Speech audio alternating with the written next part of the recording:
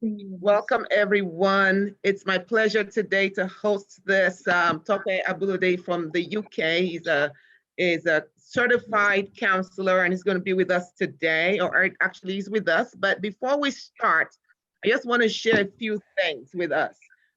First, if you have comments, questions as is speaking or as we're chatting, please make sure that you post your question in the chat box. There's a chat box. Just click on that and you can type anything you want. Sometimes it's not questions, it's not simply questions.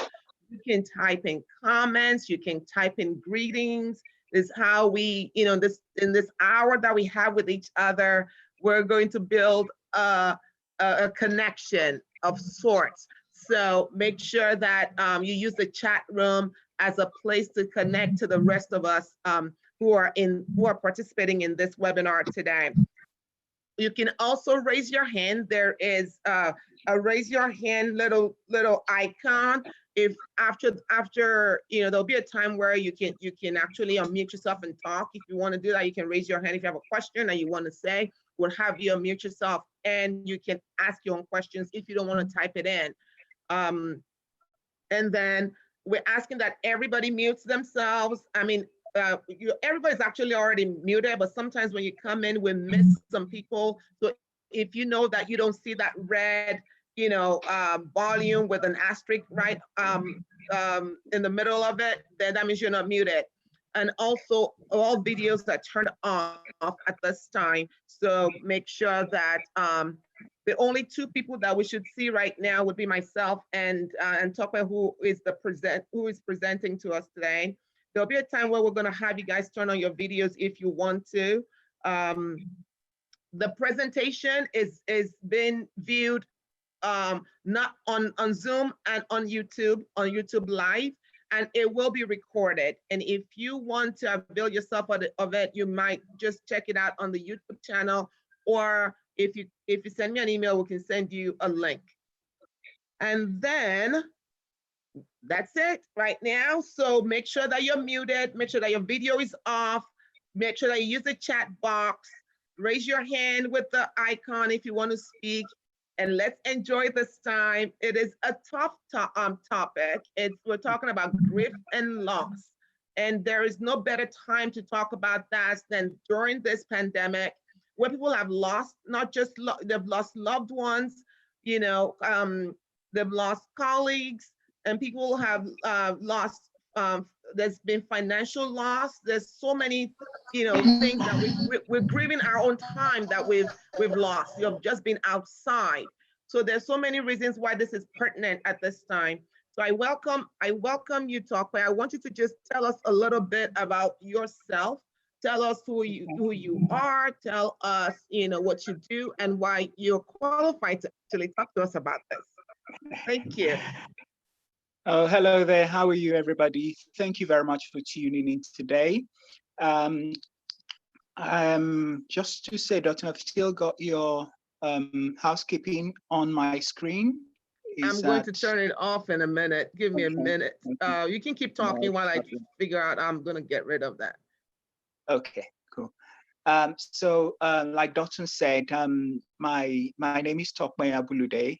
I am a counselor and I have been practicing for a few years now. I had the fortune of having worked in a bereavement agency, and so we, for a while as well, we dealt with a lot of loss, grief, bereavement. And so today we're going to be talking about grief, particularly as it's pertinent to COVID-19. And like Dr. said, we would sort of just go right there, get into it, and then we would, I would like the session to be as interactive as possible. So Dr., please feel free to interrupt if you think there's nothing that's quite clear that I can sort of expatiate and explain a little bit further. Grief and loss is, in my opinion, something that happens to everyone sooner or later. And I like, what you said at the beginning as well, that it's, when we think about grief and loss, often we're thinking about, the passing of someone.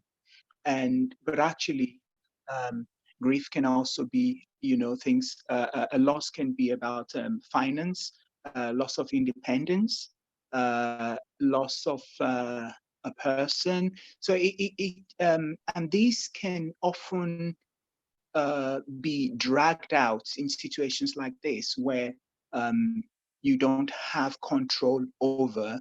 And so, what I find is helpful, and this is why, one of the first things I would like to sort of talk through is the is sort of break down and explain the stages, of grief for most of us. Now, this, and this theory was postulated by Elizabeth Kubler-Ross. It's called the 5 stages of grief.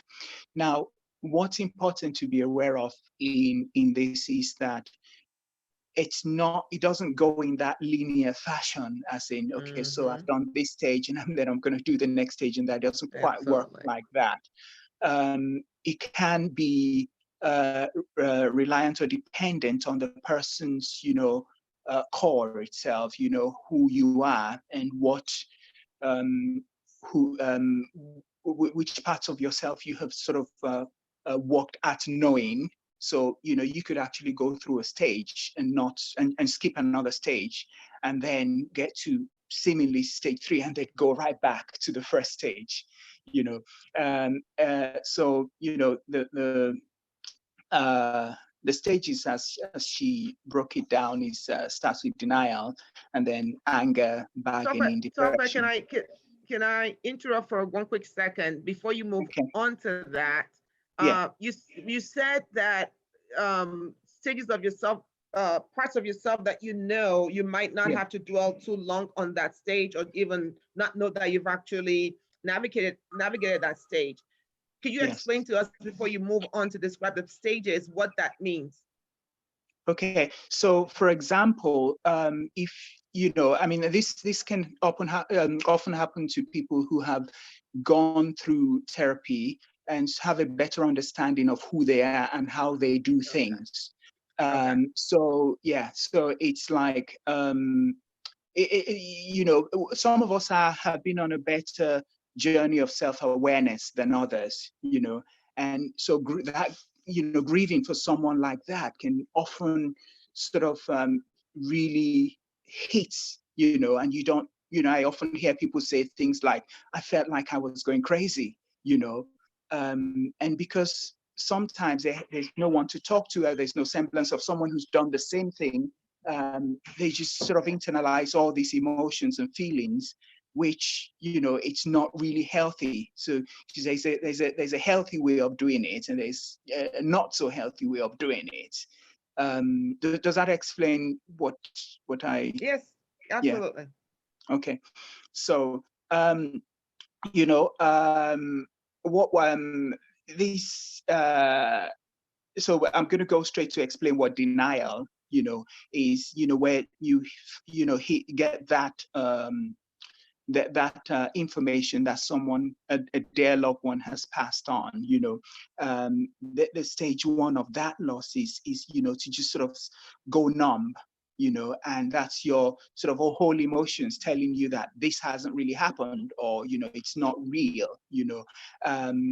You might sort of hang on to a sense that the loss is that event is incorrect, so that's it's healthy in itself, because what that may be saying is that I'm not ready to deal with this just right now, and that in that stage you experience shock, numbness, and in a sense you're living in a preferred rather than an actual reality, if that makes sense. I am choosing to believe that this hasn't really happened. So you've made a choice. I mean, to continue living in that reality is, for a long period of time, can be healthy, but in the here and now, in the moment, that may just, be what's literally keeping you from going insane. Yeah. So that's, where, you know, you, that's the first stage, of going through a loss. And then the next stage is anger. And often enough, anger is an emotion we're very familiar with. And for someone who understands how their emotions work, you can sort of pretty much know what's going on. Some people actually can't control or actually manage, is the word I should use, manage their anger.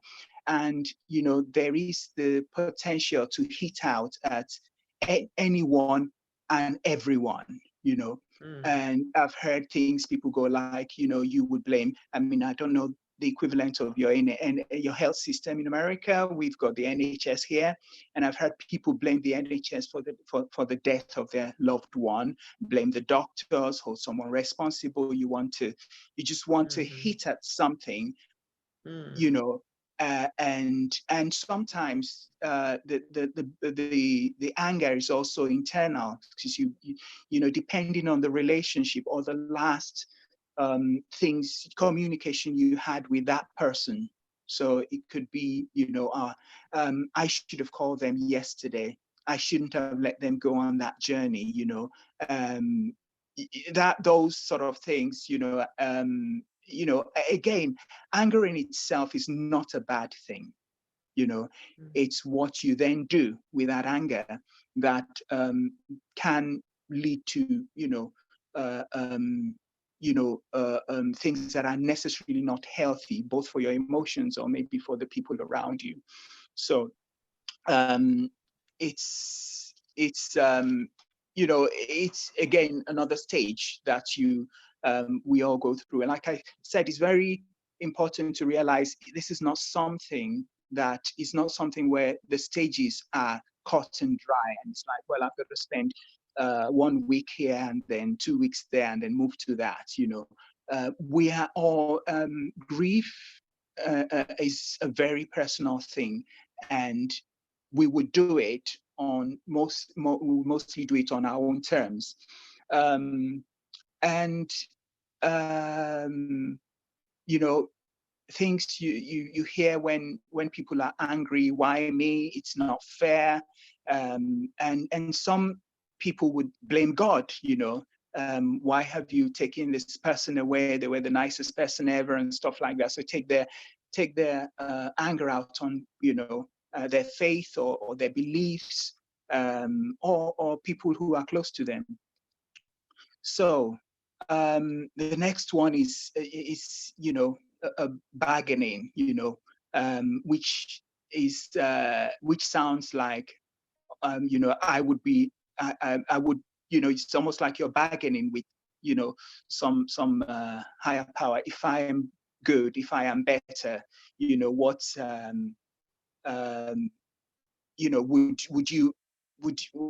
would the situation change?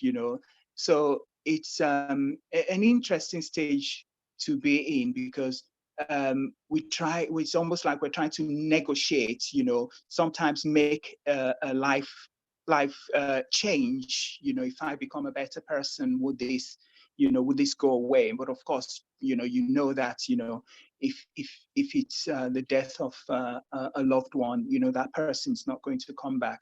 And then guilt can creep in at this time, so you start to wonder, say, what might have been.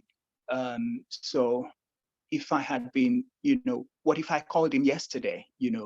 I mean, I've certainly had my own experiences of losing loved ones. And so some of these things, would start to, come into your mind. What if I called them yesterday? What if they hadn't, if I'd only been this, if I hadn't fallen out with them, if I'd insisted he doesn't go, depending on, of course, what the event, that led to the person's passing. And so, that's the third one. And then you get to depression. That's, in a sense, the reality of what happened has really come to dawn, and so the sadness comes.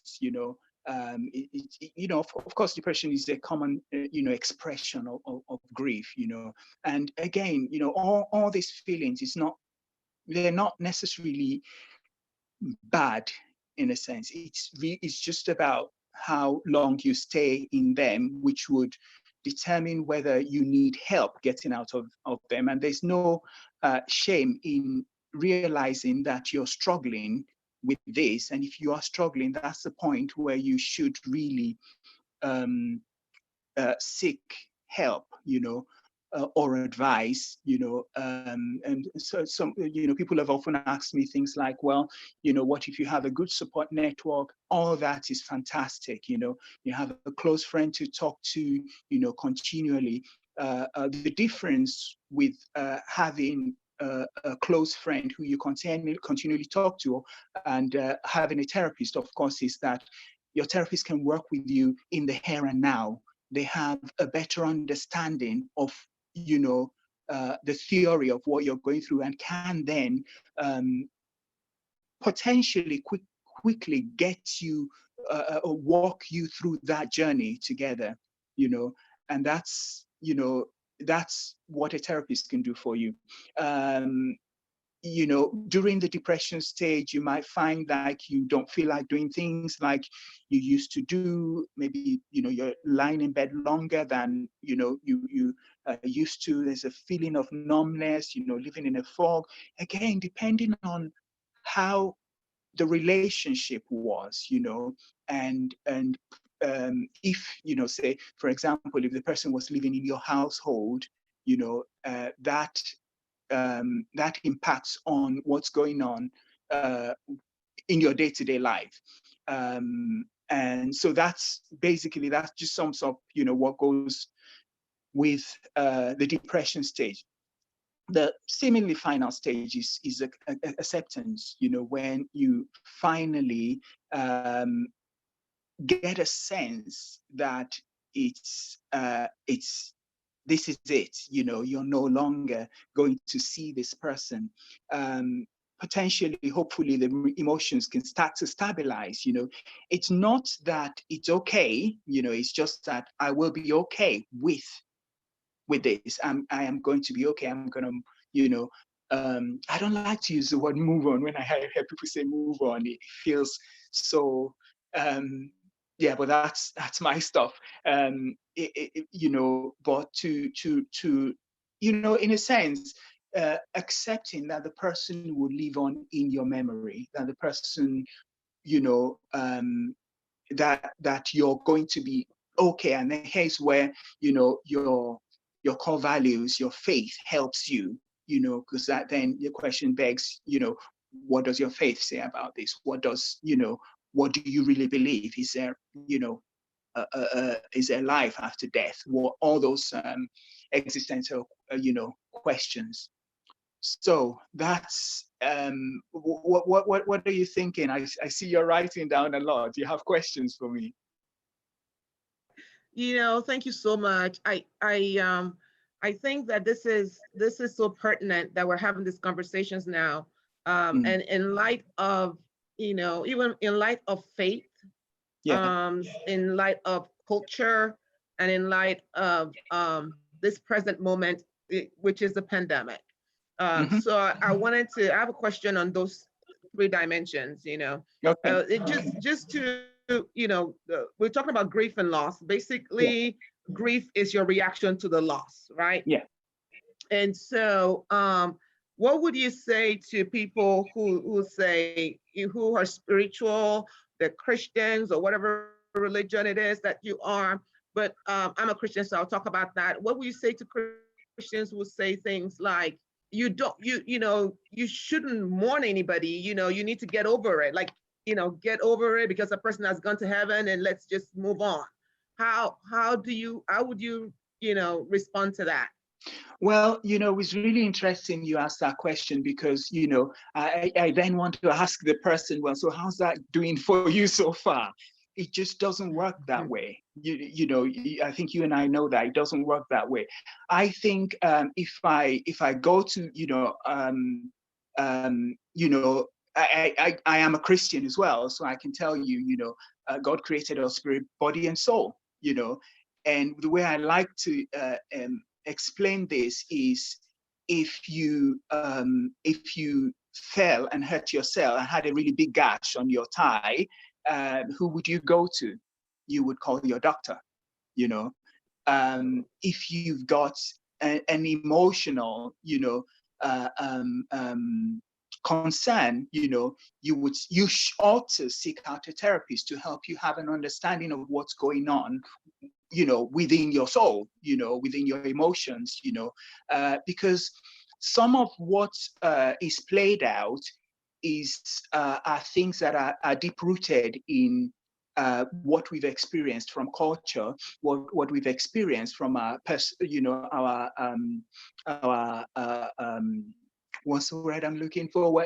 From our primary caregivers, and so we would do grief based on our normal makeup, and you find, and I know you do therapy as well, and you will find that you're dealing with a client who's in their 40s, in their 50s, and they're dealing with a grief that happened when they were 20. So there's something there that needs to be addressed. I hope that answers that question. Yeah, absolutely. And when we talk about loss, when we talk about loss, we're not just talking about a death, right? There are different losses. Yeah. So so you can still be going through this grieving process, even if you haven't lost a loved one, or maybe you've lost a home, you've lost a marriage, you've lost a relationship, you've lost, like now that we're in COVID-19, we've lost, freedom, your finances, business. because what did you say? Your business as well. What did you say? Yes, business. Exactly. Your business. So some of these things we're going to go through. We're going to go through some kind of grieving process, and you should, because what that does is bring you into a whole place, into a healthy place, right? Yeah. Yes. So go on. No, respond to that.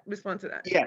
So yes, and what and I like the way you just explained that, because I often would tell people one of the best things that happened to me as a developing therapist was working in a hospice, where most of my clients were bereaved. They were bereaved cases. And nothing prepared me for that knowledge and understanding I had, which I was able to glean from in following years, that actually most of human distress is actually centered around loss. If you one way or another, if you sort of follow the thread, there is something about loss in there. And so understanding that gives you a better arms you better to deal as you move forward, because when that's happening to me, I know what's going on. I know I'm grieving, and I know when and I'm able to sit through those emotions and be okay with it, for what it takes to go through that. And that just gives you, helps you do it more healthily than not having an understanding of what's going on. Because what I often hear people say is, I felt like I still heard this, a couple of times just last week. I felt like I was going crazy, I would wake up and I can't sleep and stuff like that. And just sometimes just words like, it's okay, and you're going to be okay as well, can help people have a semblance of that, they're not going insane. It's normal. Other people also go through this. Absolutely. Absolutely.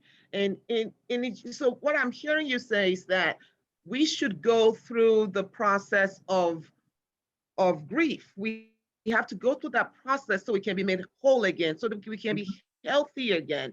Because what I Mhm. found when my work with women especially is they never stop to grieve anything. It's always like, go, go, go, as Go, if go, go. I keep working or if Yeah. I keep doing the busy stuff, it will make this go away.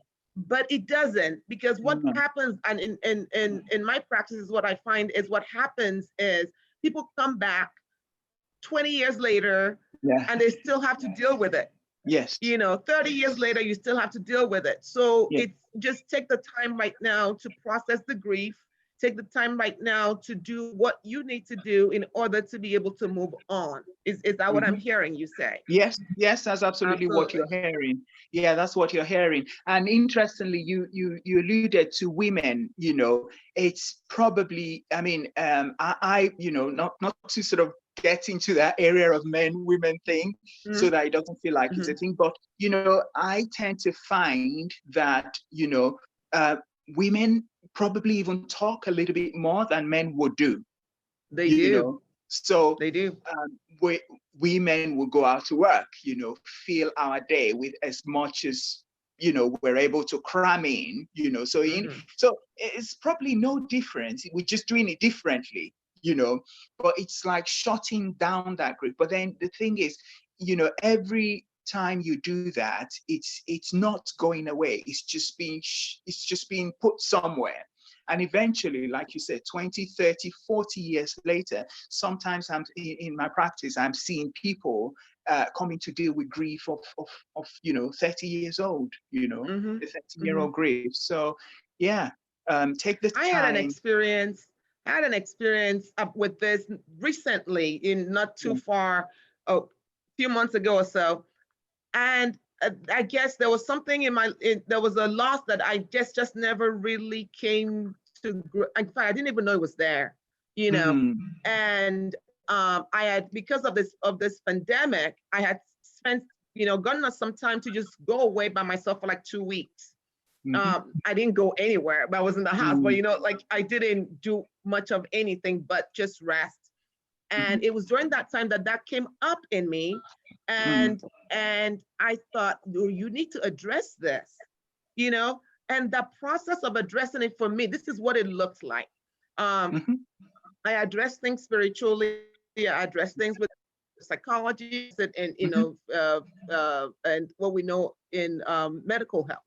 But for Yeah. me, it just, for me, it was number one, forgiveness, you Yeah. know, and the only person I needed to forgive was myself for making the choices that I made. Mm. Does that make sense? Oh, absolutely. You forgive. I forgot to forgive myself. Like, you didn't know better. If you knew better, then you would have made a better choice. Mhm. And so that went through. Then I went to a place where, you know, I do a thing with my in my classes where I tell people to put their hands on their beating Mm. heart like Mhm. this, Mhm. and then you just make all kinds of declarations you want on it. Mhm. You can say things like you're whole, you're accepted, you're Yeah. forgiven, So and you say, proclamations and confessions, yes, yes? exactly. You Mhm. make Mhm. those, and reading scriptures, Yeah. healing scriptures was very healing. It was really good. And just spending that time away and meditating Mhm. also helped. Mhm. So Mm. within, like, for me, within like a day or so, Able to I thought get it was back on. over. Mhm. I felt good, but that's because I had practice. But it was Yeah. it was surprising to me because I didn't even know that was there. Yeah. I didn't even know that was there. So I think that at this time of separation, Yeah. do you think is a good time to go through a healing process? Yeah, well, yeah, absolutely. And you would find what's happened with COVID, and sort of getting into the next thing now, is that in a sense, we're on lockdown, and in a sense, you're forced to be with yourself. which is something that's not very comfortable. When I went through a therapy when I was studying, when you get to a point where you have to hold up that mirror and take a look and take a good look, you have to come to a place where you either have to accept yourself, and that I'm talking the good, the bad, and the ugly, and then what do you do with that? Absolutely. Are you still there? Okay. I'm here. Okay, so I my screen blacked out for a second, and so you have to come to that point where you have to take a good look at yourself, but going straight into, because I know that suddenly, I just take a look at the time and thinking, oh my God, it's flying. Some of the things that the impacts of are grieving during this time is people that have to grieve alone. So you're at home, you're on lockdown, maybe someone passes away, or even a historical loss sort of starts to come up for you. You're going to have to do it alone. How does that impact on our mental health? How does that impact on how we handle things? Because now, it's the four walls, and maybe the kitchen, so these are things that you have to consider within this sort of pandemic period. People are considering having funerals in smaller sizes than they normally would, So how does that impact on us culturally? Do we feel cheated out of, sending off our loved ones in a manner that we're accustomed to culturally, or from a faith perspective? How does it feel to be cut off from our support network? I think one of the best ways to heal, and I'm talking, across board, is that sort of connectedness between us. And within this pandemic, that's been snatched out of our grasp. We don't have a choice, you've got to stay home, very little things that we have taken for granted, a handshake, has suddenly become, I wish I could just, hold someone, touch someone, hug someone, kiss someone on the neck, all those things that make you feel momentarily maybe better, you can't do. So again, there's this huge loss that is snowballing, and how am I as a person built and prepared to take that, accept that, deal with that? Those are all sort of questions out there at the moment. Absolutely. And how do we respond to those questions?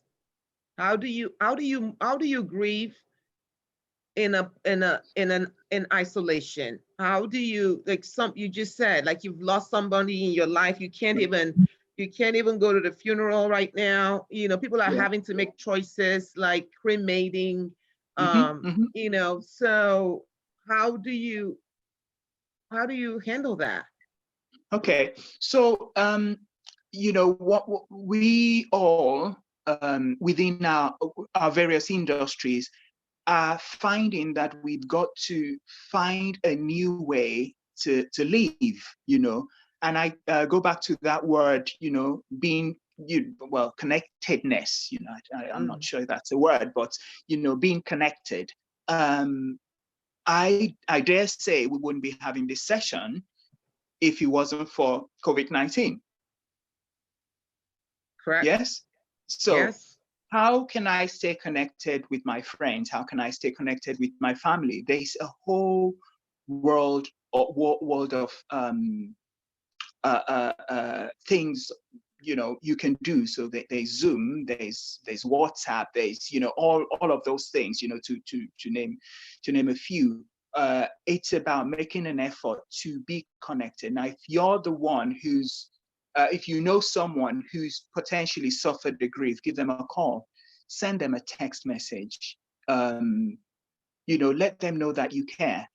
Again, if I'm going to go down the cultural side, I know that in certain cultures, talking about it is kind of almost like a taboo. So, some people would rather avoid you than say something, but that doesn't help at all. It's better, stay connected with a person, give them a call, send an emoji if you like, let them know that you're thinking about them.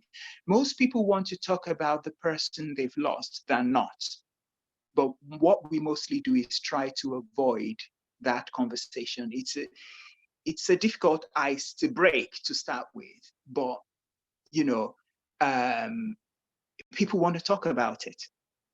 Yeah. One of the things, there's a question, I think it's closely related to what I just asked, but she said, how do you get closure at this time when they might not either be able to travel for a loved one's funeral or cannot view or touch the body? May I respond quickly to a part of that, though? A very technical part of that. Well, in the United States, actually, I can't even say in the United States, I can say in my state, which is in California, they will allow, and I think this is by counties, so you have to call, just have to find out if they will allow you to see the body. They're allowing like the spouse or the parents to actually go see the body. So please don't just make assumption that you cannot see it. You need to ask and ensure that you get the right answer, and keep asking until you get the right answer. They will not allow the entire family to, but they will allow the closest kin to actually go view that, see the body. Now, we can be creative in some of the ways that we do this. Is you videotape that, and you do the Zoom. Is a Zoom? It's all. Talk about what I say is we have to have a paradigm shift. Yes. A paradigm shift in the way we practice traditions. Yes. Yes. And so, what do you think about that? Okay, so I mean, I've got a few pointers as to how, because you've got immediate family, but you also have immediate family that's not actually immediate family. So how do you get closure? Like you've said, find one of the things I advocate usually is ask, and keep asking. I'm from the school of thought that what's the worst, what's the worst case scenario? You tell me no, Yeah. and I haven't lost anything. So that's, so ask all these questions, ways to help help go, sort of get closure on this. Set up a memorial page is a good thing. You can have a Zoom a tribute, a Zoom wake keeping, but potentially, and just talk about that person, potentially in the same way you would have done in a wake, and just have someone moderate, maybe an MC moderate, like you said, we've got to really get creative about how we answer some of these questions. I like to think that, a lot of life comes to ask us questions, how you do is how you answer those questions, you've got to be creative, you've got to think outside the box, have a paradigm shift, all of those sort of things to get, the answers that you need. I find, going through old photos and creating those, just sort of remembering those memories you had of the person helps to helps that, in a sense, for the person to leave within you and not stop talking about them. I have a friend who passed a couple of years ago, and do you know what? He's just the most beautiful human being. And any opportunity I have to, say something about him, I do. Again, write down feelings. I cannot overemphasize what journaling, how journaling can help, because it just sort of really helps to crystallize and understand what's really going on within your emotions. And you'd be surprised at the things that come out when you actually write. I personal experience, I suffered bereavement recently, about this. And I remember someone saying something to me, and it's like, oh, you're a man, don't cry type of, talk. And but because I had an understanding of who I am, and crying doesn't make me any weaker than I actually am, I wrote a poem, so perhaps, that can be an outlet for you. If you're a writer, if you're a singer, turn it into music. If you are an artist, perhaps paint a picture, reach out to others virtually. I already said about that. Focus on the positives of that relationship, but, think about it, talk about it. If you're struggling even more, consult a grief counselor. There are always people who would help. And if finance is a problem, look out there, because there will be people who would be willing to, you would have help that you necessarily don't have to pay, a lot of money for, and allow yourself to cry. Certainly, if you're the one going through it, allow yourself to cry. So these are ways that you can help yourself to get closure, of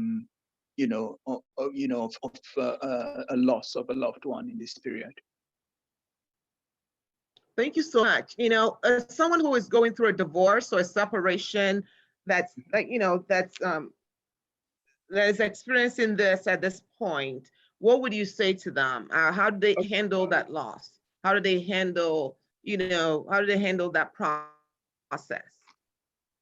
Okay, so I think one of the first things I would like to say is sort of try to understand your emotions. How are you feeling?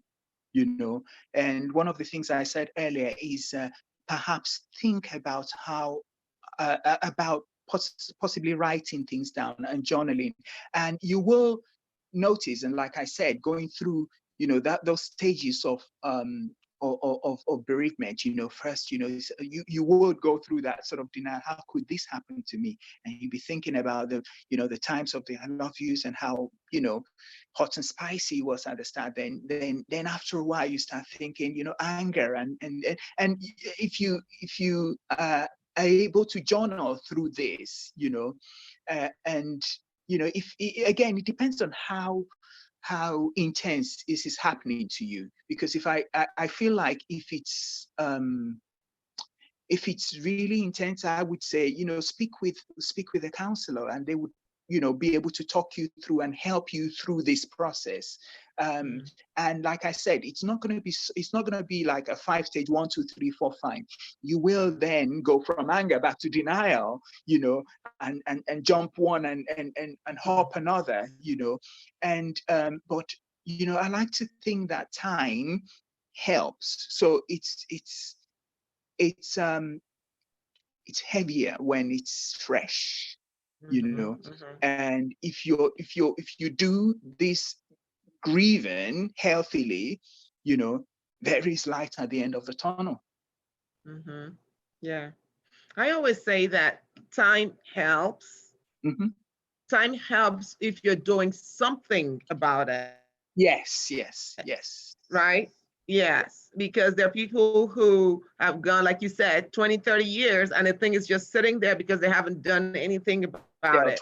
Yes, absolutely. You have to deal, we have to take care of our emotional health. I love Psalm 23, which says, what is it? Besides still waters, Yes. and he restores my Restore my soul. soul. You Absolutely. know, so God is interested in our souls, is interested in our emotions, and we just have to Mhm. take care of it. So what Mhm. would you say? Oh, wait, what time? Okay, we have a few more time. If you have any other questions as we're talking, please feel free Send them to, in. just either raise your hand or, put it in the chat box, and I'll get to your questions. What and on YouTube, someone said it's a great subject. Grief and loss can also in other can also happen in other life matters, not just in deaths, and also relationships, job. The grief process can be applied in other areas. Yes, absolutely. I think Tope Yeah, I has think we already clarified that. alluded to that, didn't we? Yes. Yeah, So yeah. yeah. And so what I wanted to say is, uh, some people say, if you're not crying, it means that you're Mhm. not grieving the person. No, we just do it So differently. tell me We just about. Yeah, well, there is no right way or wrong way to do it. Mhm. My way is the right way for me. Your way Absolutely. is the right way for you. And it's just about knowing, who I am and being comfortable within my own skin to do my own grief my own way. So Absolutely. that's what I say to people. And someone asked me in a culture where we're not quite sure how to respond to another's grief, what do you say? And I say, be honest, you know um and just be honest. Don't go for, you just acknowledge the news, you know share your condolences. You don't necessarily have to come up with a profound, saying or thing like that. Just letting me know, and I would say this about myself, just letting me know that you're available is very Yeah. helpful for me. You don't have to solve it, because let's face it, you cannot solve it. So there's nothing you can tell me that would Yeah. make me feel good about the situation. And if Okay. we're talking about, loss of someone, that person's gone, they're not coming back, so nothing can make that better. But just knowing that someone, for the few minutes that you're either chatting with me, speaking to me, is available, is very helpful. What do you think about that? I mean,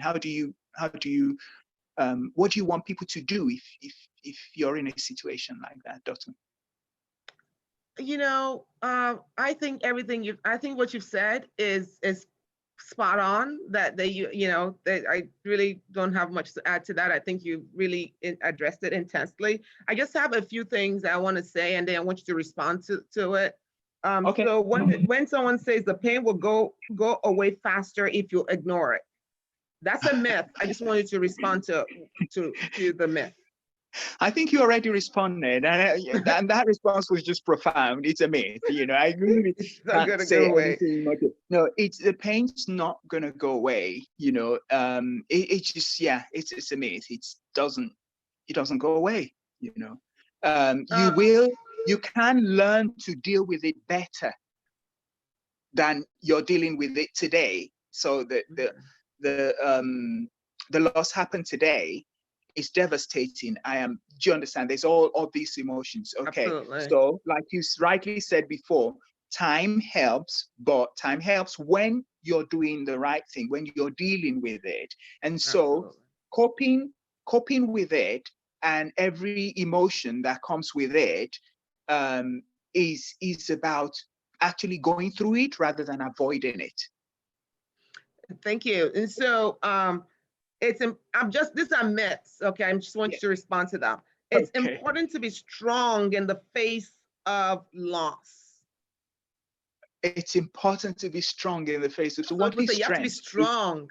Yeah, I know. I've heard that You as know what, well. Topka, let me give What you, is let me, strength, though? before you respond, Yeah. let me tell you one thing that happened. I lost my stepmom Yeah. about 3 years ago or so, and she lived in my house. She had cancer, so she was here. So we're close to her. So the loss was really devastating for us because we thought that she was going to survive it because had so many miracles. So we thought that there was no way she was going to survive it. I mean, I thought that she would survive it. And so I remember just weeping uncontrollably. Like I was just, and someone told me, you cannot cry. You have to be strong for everybody else. So these things happen. So how would you respond to that? How yeah, again, another myth, and it's like, yeah, throw it out of the window. I was like, no. And what I want to ask, whoever came up with that is what does strength mean in that context? Exactly. What does it mean? Yeah, it's a myth, so it's like, yeah.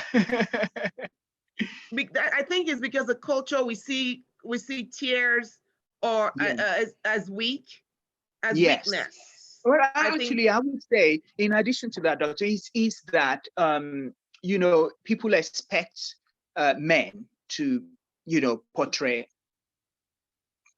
portray this strength thing as well. mhm, And you're told to be strong, and still, if anyone knows what that means, please type it up there. Tell me what strength means. Um, but yeah, I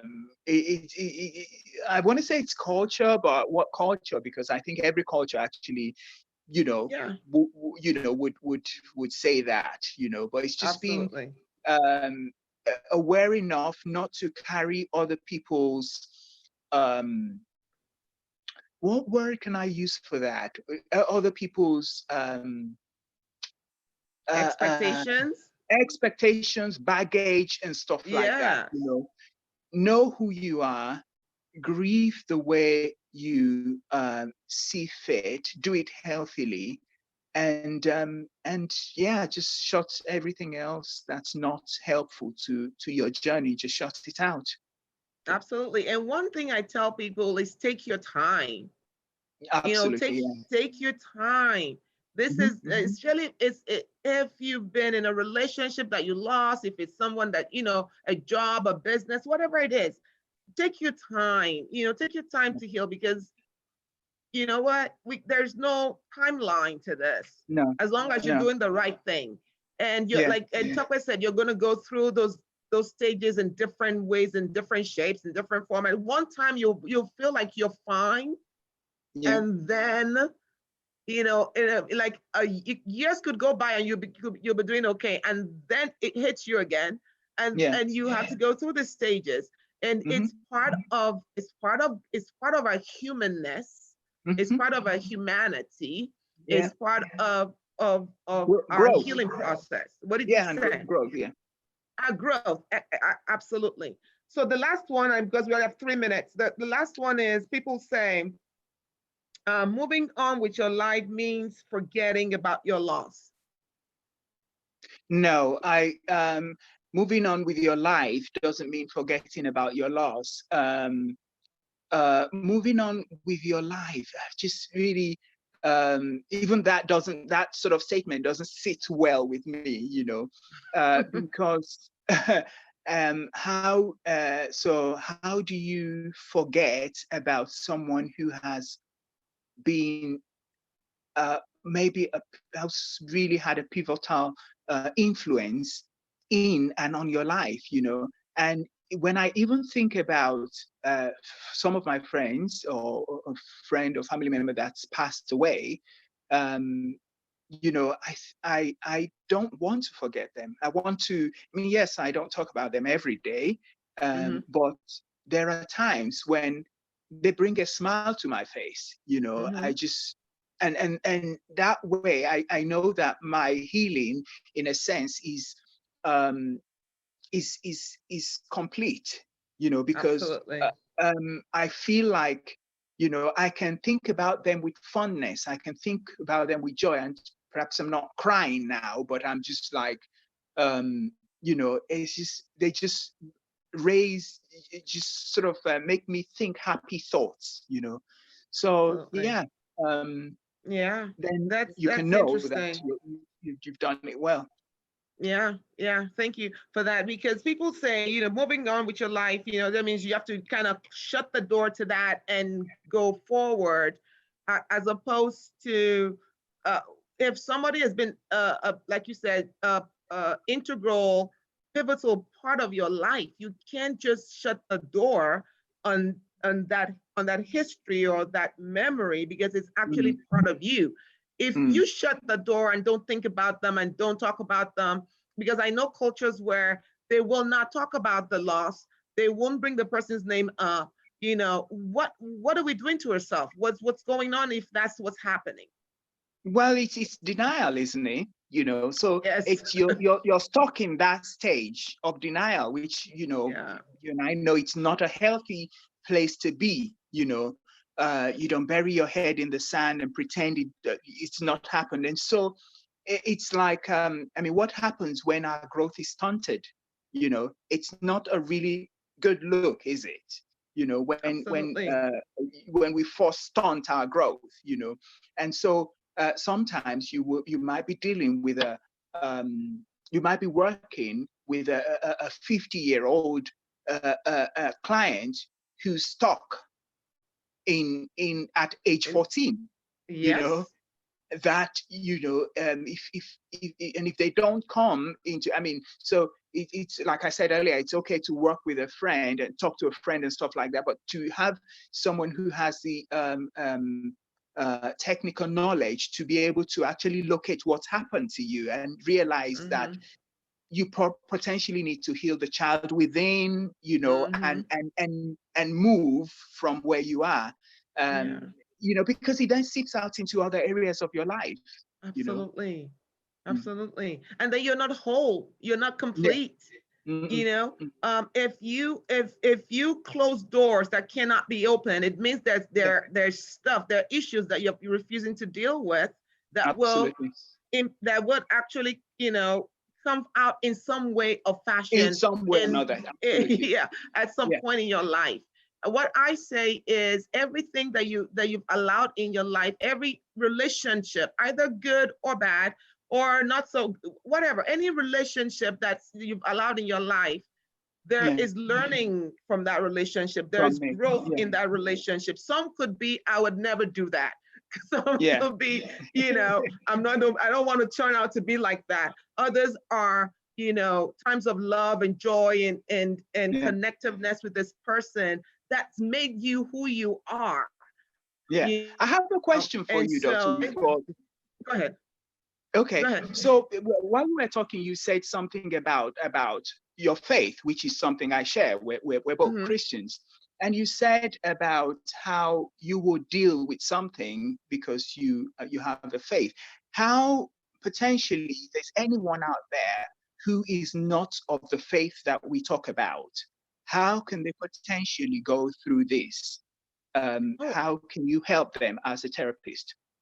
absolutely. Everything we've said today is Mm, you could do it without being a person of faith, a person yeah. of a religious person.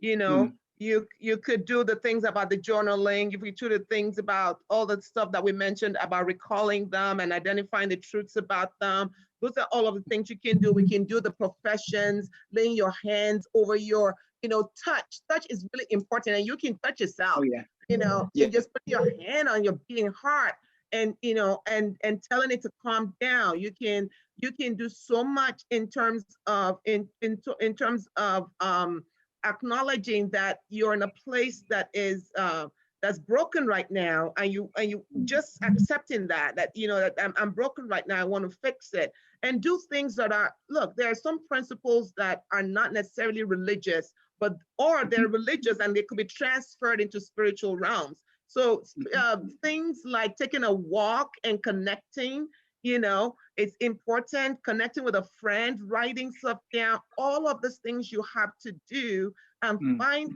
out and find a time to do it. I think that's another thing. Like, we get so busy with life, we never do it. and give it them time. And if you need to cry, cry. If you need to laugh, laugh. All the things that you've said, look at their memory and remember, please, I want everybody to know this. Either it's a divorce, either it's a death of a loved one, a physical death, or a loss of a business or whatever. When we talk about relationships, it's then when you lose those relationships, especially if it's not a death and it's through a separation or divorce. Sometimes when that happens, it's the way we cope with it sometimes is to remember all the bad things. People want to remember all the bad things so they can stay in anger. They can stay in anger. You're stuck in anger. You don't want to be there because there were good moments.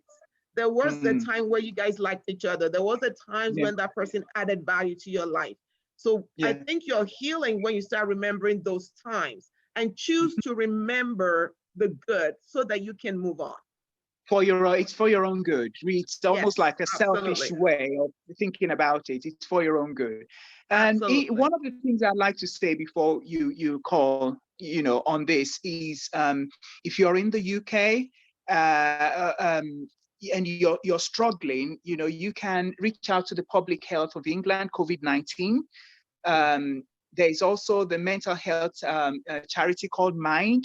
They're all over the UK. Please, get online, get onto them. Or you could go to the Samaritans, for help if you need. If you need a counselor, I'm available. You can find me on Instagram, Tope Abulude. And if it's to do with a child, that we've got one, this Child Bereavement UK. Just Google this organizations, and they should be able to point you in the right direction. Thank you so much. And if you have any questions from any other part of the world that if you connect with us, if you connect with myself or African Mental Health, we will actually connect you to these sources. And talk about, if you don't mind, send us the resources and we'll post them for those who are in your part of the world. So thank you so much. I don't see any questions. If there are any comments, any more last minute comments, let me know. If there is none, just type in the box, if it's a thank you to Tope, if it's an appreciation, it's a hoo-hoo, whatever. But I want to say thank you for spending this hour with me today, with all of us. You have been you have been such a blessing, and we really appreciate everything that you've added value, you've added to the body of information. And I hope we can all take what we've learned today and become better persons. We're looking for healthy families because healthy family matters. Thank you so much. It's an absolute pleasure being here. And thank you very much for tuning in and listening to us. Thank you, Dr. Marino. It's been an absolute pleasure hanging out with you. Thank you. Have a good evening. All right, and you have a lot of thank yous on the chat boxes. In the chat box, you have a whole bunch of thank you. We appreciate it. Tops, thanks. Now, thank you, everyone. See you. Thank you, Doc. Thank you, Tope.